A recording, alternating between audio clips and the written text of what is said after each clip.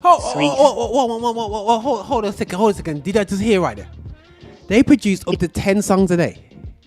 Yes, they wrote 10 songs a day, and it accumulated by the time they peak as songwriters during the 70s, by the late 70s, early 80s, mid 80s, they had wrote personally as a duo, production music duo, 3,000 songs. Affinity Extra, Beat Extra. This is Roger here on Affinity.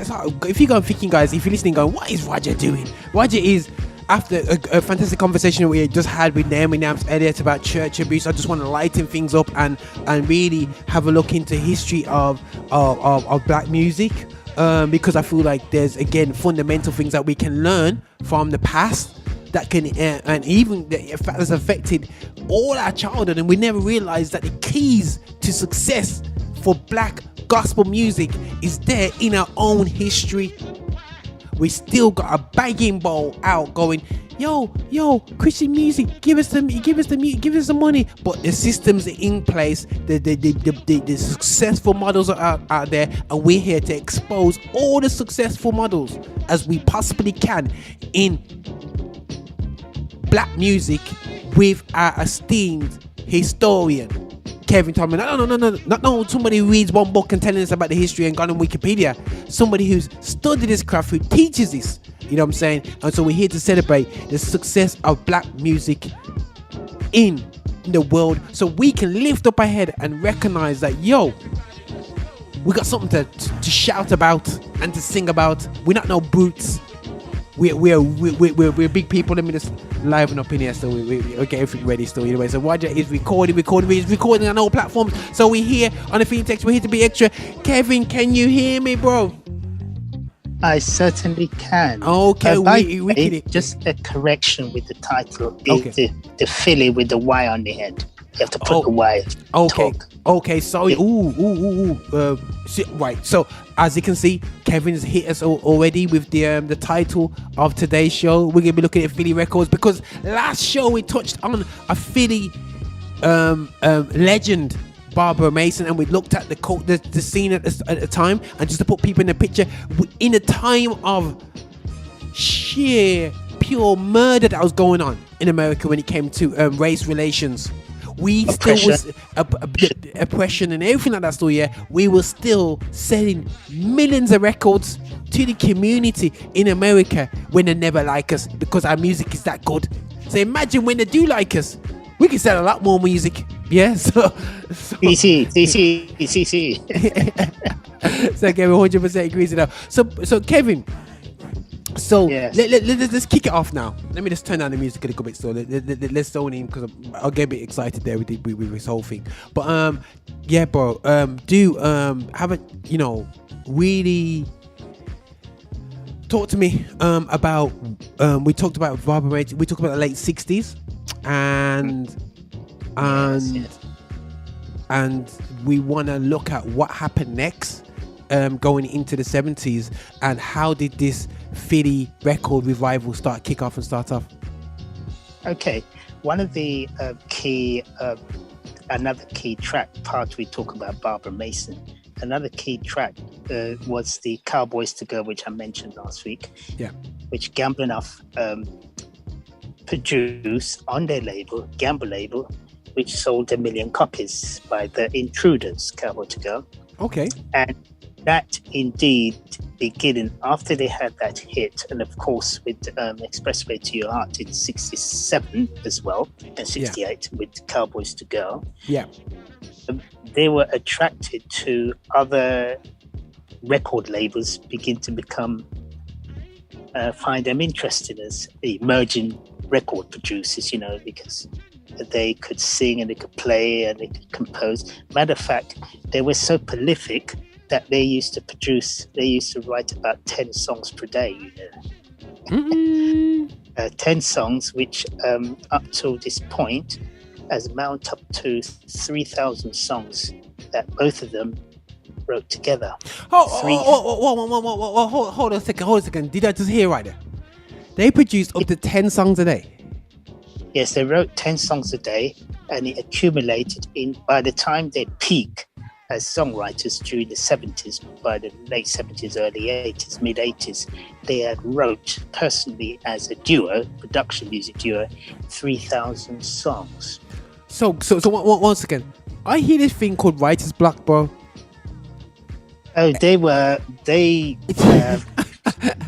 have had that. They might have had that on occasions, but they were so prolific and they were so inspired by the other people working around them, the Dexter Wanzel, the Bully Siglers, the Tom Bells, Bobby Martin and everybody, that they were just, matter of fact, they had some of the best musicians in the country. Wow. Studio musicians. I mean, these were they were amazing. Matter of fact, they had a female group, a backing group called the Sweethearts. Okay. Ingram, Carla Benson, and also Yvette Benton. They were the people, when you hear the female voices behind all those hits, it was those people. I'm just giving a prelude here. Those ladies, they worked on about 415 artists. They were responsible as backup vocalists for 60 gold records, gold album certifications, and 17 platinum album certifications. This is the old creative engine. They were called the Sweetheart of Sigma Studio. Okay, let's get started. Wow. Oh, bro, and you ain't started yet. Whoa. That's crazy. That's crazy, bro. That's crazy. Go for it. Mr. Western Union man was the next artist that Gamble worked outside of their label, Jerry Butler. They call him the Iceman Cometh, Mr. Cool, And this was a number one song for a week. And it had some of the best musicians who was involved. These musicians will become the core creative engine or the nucleus of the Philly sound, just like the Funk Brothers were for the Motown sound during they became part of the MFSB, Mother, Father, Sister, Brother. That's what the name of the band, the studio. Listen to this. You had Roland Chambers, Norman Harris on guitar, rhythm guitar. You had Ronnie Baker, I mentioned last week, on bass. Earl Young on drums, Vincent Montana and Vibe of Vibraphone. You had Bobby Martin dealing with the horn strings, the horn section, and Tom Bell dealing with the strings arrangement. These are classically trained brothers, jazz and classical trained, and they made up the core. They made up the core of the sound. This is just tip of the iceberg. Yeah. On many occasions when they were recording, they had about 30 members of the orchestra plus the studio band live inside the studio. So it was a live cut. I mean, it was monstrous. So they would record everything one time. Yeah, sometimes they do it one time, and sometimes they do it in sections. Of course, yeah. But these men were so highly trained, they were precision with their sound. I mean, Joe Tarzia was a recording tactician. He got it. He knew how to set up the mics on the drums and everything. So it was a science in itself. Yes, and then after he did Western Union Man, remember Cowboy to Girl and Western Union Man was a hit, a number one hit in 1968. So Gamble Huff was beginning to roll. Wow. It would be knock. And then 69, I'm just turning my page now, 69, they did Only the Strong Survive, which was number one for 2 weeks, and that was a million seller. It was a runaway, it was a monster hit. So bro, so these guys are producing. Yes. I'm trying to learn the lesson here. They're almost a case of going, okay, it's almost a traditional approach to music. I'm going to continue writing until I get it right. So out of 3,000 songs are written, there could be 50 hits, or 50 stupid hits, probably even more than that, probably 100 hits or whatsoever they're produced out of that, yes.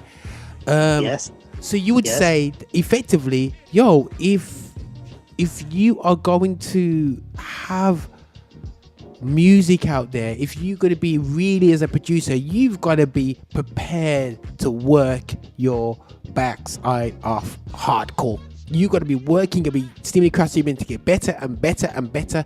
10 songs, bro. People can't even write 10 songs in a year. You know what I'm saying? You know what I'm saying? I know, you know. These brothers were what you call their music intelligence was supreme. When you think about Leon Huff, the part of the writing partnership, he played with Phil Spector and he played with the best on the West Coast, on the East Coast. He was a gun for hire pianist. So the brother was brilliant as a pianist. You know, when you talk the name Leon Huff, he was on call all the time. He was so good. And remember, Gamble Huff was a lyricist, and he could sing. That's the combination of the both. Then on top of that, the core, dealing with Bobby Martin, who was a master horn arranger and jazz trained. And then you have Tom Bell, who was classically trained, who could play several instruments as well. These guys could play several instruments. So with all that combination. Something you're saying there, bro. Jazz and classical music, and something that we ignore too much in our community is I saw the response, I think I mentioned it last week, in a negative response towards Black Lives in Music, doing a lot of jazz and classical stuff. But the reality shows that fine art, that gloss that we need to add to our music is that's correct. You need that jazz and classical knowledge to almost gloss. And then you have the gospel roots, in there, and you interject it in. So this is why it's important. We need our children to be classically trained as well as even jazz free. So I think too often we rely on being trained by the good old way of ear, you know what I'm saying? But it's time that we need to push our children. If they've got a gift in the area of music, don't just force them to do piano like it happened to me, and I weren't really interested. But you know, to be classically trained, it's important, because it's okay walk into the studio and you can hold down the drums, but if you can't read music, if you don't know how to change up music without even putting the drums that you can read the patterns from the paper, the chart arrangements. Actually, and let me tell you another thing: how outstanding they are, how brilliant these guys. They visit Motown studio, and visits Barry Gordy, because Barry Gordy wanted them to become part of the production team. And then they decided that they didn't want to actually be part of that. You know, they didn't want to be moving to Detroit, you know. So they stayed in Philadelphia and said that they were going to. And the interesting thing about that story, Smokey Robinson whispered in Barry Gordy's ears and said, "These guys are going to be your competition, you know. Watch them." They're gonna, Of course, they did during the 70s. But another interesting thing, before they got back to Philly to continue with business as usual, they wrote a song called "I'm Gonna Make You Love Me," which was a million seller and a pop number 2 for the Supremes and the Temptations. It was a monster hit. It's actually the first 2 weeks, it sold over 900,000 copies. The first 2 weeks. That's life-changing situations, bro. And the beauty of it, it's the power of writing and being part of the production and being able to produce. Yes, because you got to remember is that the Gamble Huff were brilliant songwriters. Their songs that they wrote were timeless. You know, If You Don't Know Me By Now, you know, all that sort of stuff, which we'll talk about that later on. Wow. If you don't mean, oh my days, that if you don't know that track, you know, everyone knows that track, you know what I mean? And it really, you know, bro, looking at as a historian looking into black music history. Yes. One thing I'm kind of getting the picture of, big superstars are not sanctimonious about if they wrote the song or not, are they? They just look at the song that will work. Is that correct? Yes, I think after a while you realize that if the song is going to fit the entire composition or collection of songs and Oh, we lost Kevin for 2 seconds there. album, Okay, and okay, yeah. we musicians are people are savvy enough to get the best people who could actually do it, right? Oh, yeah, got you there. You understand what I mean? Yeah. No, got you there. We lost you for 2 seconds there, bro. Yeah, they're interested in the best. Yeah, going back again is that they are interested in whatever works. Now, when you think about Elvis Presley, right? Oh man, guys, we got a slight technical hitch going on. Let's hopefully we get Kevin. Can you hear me? 1 second, bro. Can you hear me? I can hear you. I think we got distracted. Somebody was trying to phone me. Oh, one of the ones. Yeah. Okay, we're back. We're back on. Let me just right. So you mentioned Elvis Presley. That's it. Elvis Presley is you saying that the songs that he put out there, he didn't write? Yeah, he recorded Only So Strong Survive by the Gamble Huff because he liked that track. It was brilliant. He fitted into his album that featured In the Ghetto and and so forth. Suspicious Mind. That was his comeback tracks. Comeback track, and one of his comeback track was Gamble Huff track. Only So Strong Survive. Now remember as well that we also they actually work with Dusty Springfield as well. Whoa. Okay. With Brand New Me, the entire that was a brilliant album in itself. She enjoyed it. Monster album. A matter of fact, the Brand New Me is so incredible that on several greatest hit packages is featured.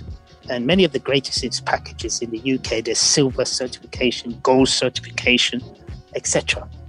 Right? Just to show you the power of Gamble Huff's music. and this is straight out of Philadelphia.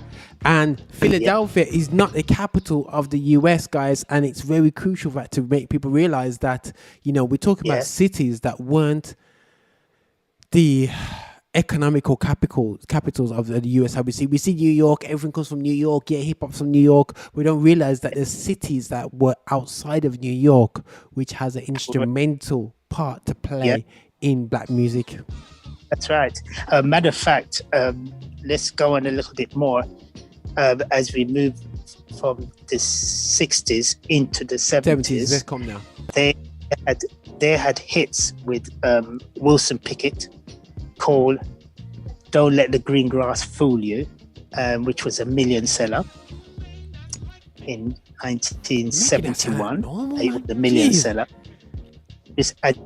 And Drowning in the Sea of Love with Joe Simon was also a million seller in 72, and The Power of Love in 1972 as well. So these brothers were beginning to, before the Philly International Record label started, they were beginning to have smash hits after smash hits prior to the establishment of the label. Wow. Isn't that interesting? They were having smash hits already. They were setting the precedent. And they were announcing to the world that here we come, ready and waiting. And this is in the late 60s going to early 70s. And right. And like you said, they obviously invested their money to set up a Philly record company. Is that was that a correct statement? Yes, that's correct. Yes, with the Philly International Records was underwritten by Columbia Records, or which is called Sony Entertainment. Because Sony bought Columbia Records, and it was at the time Columbia Records was actually run by the legendary Clive Davis. The Clive Davis, and on top of that, while Gamble Huff is doing that, don't forget Tom Bell is having smash hits as well. with La La La I Love You with Delphonics, which was the number one. And then that hit that we talked about last week, Didn't You Blow My Mind This Time, 1970, which was a million seller, right? And the Grammy Award. So both right around that time, all the Philly guys begin to create, Tom Bell, and they established their publishing house around that time as well, Mighty 3 Publishing, just to make sure that they keep it in-house, keep things going. Oh, and they had it, and then they had their recording base, Sigma Sound Studio, which was their recording base. Yes. So, go on, sorry. So it's looking at a model, guys, yeah, that I want to really pull this out about the starts of the Philly sound, where for me it seems like we're having a comprehensive songwriters and producers, not just two guys by themselves, two guys and a team of elite musicians and singers coming together and literally saying to artists, oh, you come in, sing this song, there you are, we own the rights to the lyrics, we own the rights to the arrangements, we own the rights to everything, and all you're just doing is entertaining us. And they continually do that over a period of time, but they don't even use their own money. They get Columbia to underwrite them because they see the success and they want a piece of that success. So the smart thing was the case of, yes, we'll own the rights and the publishing rights, but at the end of the day, still, yeah, we're not even going to pay for our studio space and whatever. So we're going to get them to set us up as a record company and underwrite it. That is absolutely brilliant. By the way, every single album at the time, they had $25,000 to record an album. That's the budget they had. I wish I had that now. And let's think about it. The first 9 months after they signed a contract in 71 with Columbia, they did 9 million copies in singles and 2 million copies in albums. The first 9 months before the ink dry, it was phenomenal. They exploded out the front door, and on top of that, when they exploding, Tom Bell was exploding with Stylistic on one side and Detroit Spinners and all the other groups. Okay. No, and that's important for us to realize that, Yeah, and we're just talking about tip of the iceberg. We don't get into it because when we do the next segment and start talking about hits, you had on top of that, don't forget now, you had Philly Group Record, which is another black label operating with Delphonics, and First Choice. First is Armed and Extremely Dangerous. You remember that track? Armed and Extremely Dangerous. That's coming out. That's another female group coming out from a different, competing with the 3 Degrees at the same time. So I'm just wetting. So guys, so almost Kevin's done almost like a 2-part introduction to this thing. So we're looking at we want to capture this. So Gamble and Huff, is that how you say it? Gamble and Huff, yes. Leon Huff and Kenneth Gamble. Kenneth Gamble, right? So these guys now, after in the Philly area, started phenomenally producing. You know what I'm saying? You know what I mean? And writing with a group of talented people. And when they almost build up a little mini empire, where they owned the rights of the writing, owned the rights of the arrangement, owned the rights of the publishing, and locked off those, and then had their own studios, Sigma Studios, where they produce their stuff. They had their studio, their own studio at Shulet building, which they bought cash. They bought it from Cameo Parkway for cash. The 3 of them, Tom Bell, Leon Huff, they went in and just buy it cash. So they own rights, no mortgage on it, just buy it all cash. Wow. They made so much money prior to buying for it with their production and songwriting. They just bought it cash. And they had their own rehearsal studio. So by the time rehearsal went into Sigma, which Joe touched, the artists were ready to roll. There was, Jeez, guys, you know what? This is what success looks like, and this is what, because the thing is, you buy real estate You know what I'm saying? You know, you produce from where you own. Stop. Yeah. So as soon as you get that hit, guys, stop looking at running around, still paying for studio costs. Develop your own system. You know what I mean? And Kev, like, to be honest, that's what I struggled with within the gospel music industry. Amount of successes that we've had, but we have nothing to show physically. We have more nothing. By the way, Solo Records with Shalimar and Whisper came up. They had Dick Griffin had his own studio for them, you know, as well. Solo Records. I mean, there's so many black production teams that have their own. Teddy Riley had his own recording studio. A lot of them. Jimmy Jam and Terry Lewis had their own recording studio. That's important, Prince. bro. Look. The pattern is there if you want to. And then when they want to get something a little bit sophisticated, then they go to a particular studio that is known to get it. But however, they had a full-time sound engineer. I mean, you know, the best of the best. That's interesting, man. That's very interesting. That's a very interesting perspective, bro. And again, bro, like I do appreciate this, because for me, I am forever, guys. We're gonna celebrate wisdom, and I think sometimes what we see today, Kevin, we see a lot of almost musical slaves, you know what I mean, out there, but we don't see musical entrepreneurs. Yeah, and I think that the entrepreneurship of musicality has almost been dumbed down because of the Simon Cowells of the world kind of sticking their nose in and trying to lock off the whole situation. But I think it's important that we recapture sound and understand, and we got an opportunity here to look at these success stories and start to go, how can we own this? You know what I mean? How can we start to have specialists in this area and everybody understand that you have your part to play in this? It's not just that. You know what I mean? It's this. You know what I mean? Everyone focuses on booking gigs. Gigs is just that.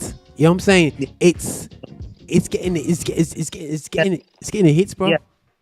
Yeah. The thing about it is that I've been talking to my friend, and he said the one thing that I encourage him to do is get his signature sound in terms of production, because getting your signature sound in terms of production separates you. Wow. You come out of the pack, you see. Yeah. Because you no longer you're looking at creating a craft. By the way, we need to check what time it is now. So we've got a couple minutes, bro. We've got a couple minutes. Go on, carry. Yeah. Because the library closes at 5, you see. Yeah, no worries. I close at 5 as well. Go for it. Yeah. So the thing about it is, which is very vital with these recording models, that all of these particular music house or record labels, the all platinum, the Norman Whitfield records, they all had their studio, and sometimes they might go out sometime to do certain things with certain people, mix it.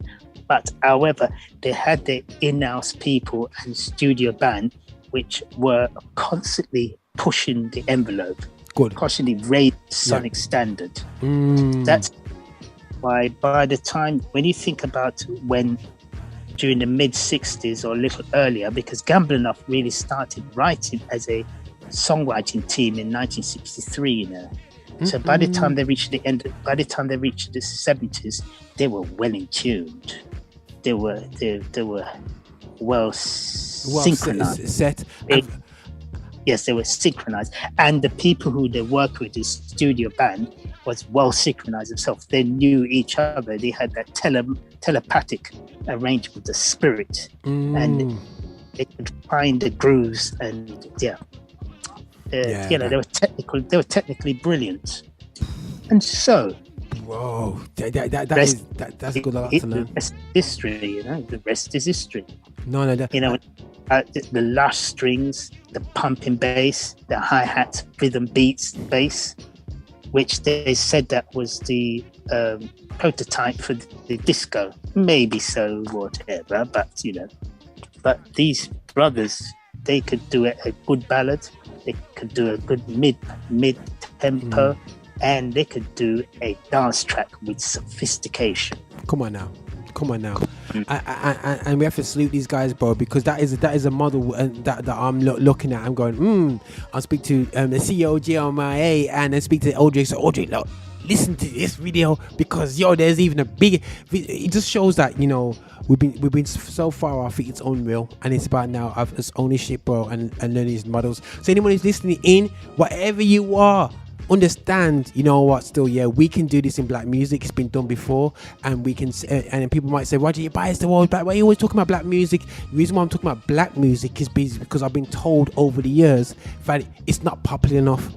No one want to know it, but I want to be here and go through this series with Kevin and actually show you that people love it. People love our music, love our food, love everything to do with us. They love how we dance, we love how we talk. You know what I'm saying? So we're here to now stop being brutalized and savage ourselves, or whatever new word there still, and make us feel like we below. And that's it. But now Kevin has to go now, because I'm at the end of my show. He's getting kicked out of a library, and this is how we do Unaffinity Extra. We be extra. Listen, bro.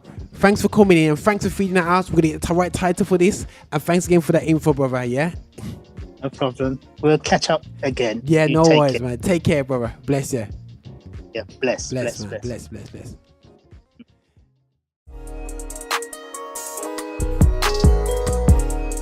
Visit us for updates and shows at affinityextra.co.uk.